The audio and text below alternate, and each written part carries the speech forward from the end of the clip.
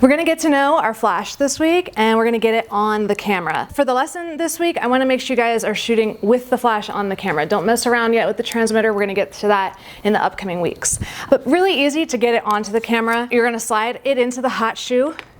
Make sure we're not forcing or jamming the flash. There's a sliding locking mechanism. Make sure that you lock that as well so that your flash doesn't slide off and break. We're going to turn our flash on, make sure our camera's on. We're shooting in manual mode when it comes to our cameras. When it comes to our flash, we're going to be shooting in ETTL. ETTL is through the lens metering. It's like electronic through the lens metering, something like that. Through the lens metering though.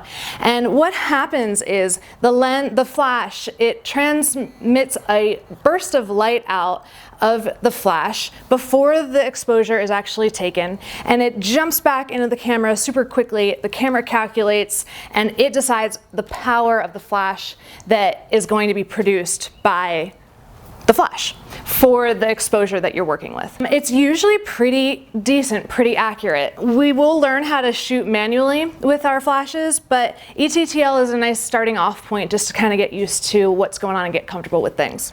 So if, let's imagine we take a shot and our flash isn't producing enough light or what we wanted to have produced. As your flash is activated, we can click the center button and we can scroll in the menu over to that meter. It looks like a light meter inside of a camera.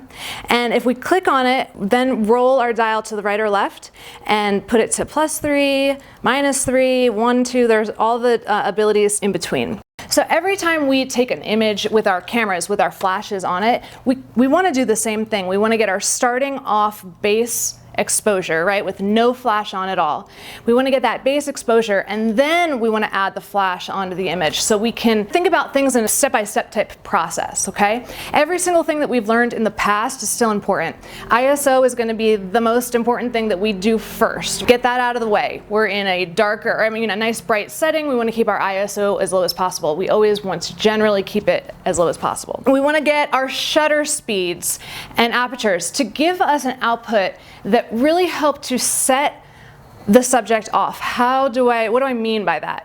If we have a very bright setting happening, a very bright exposure scene, and we take a picture of it, and it's too bright and it's too overexposed, and we add a flash to it, now we're kind of just washing out what is already washed out, right? What we're going after as shooters with the ability to add flash and strobe to our images is we want a nice rich image, a nice rich scene.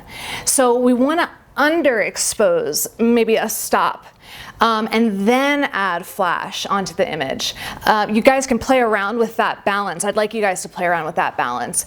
And you can see how much it makes the subject themselves really pop out of the scene and really makes them just stand out. I want to be able to see that you guys understand how to create that first initial image. I know you guys know how to do that, but that first initial exposure, that's a nice, good, rich exposure, and then I want you to add that pop of flash onto it just to make that subject stand out a little bit more.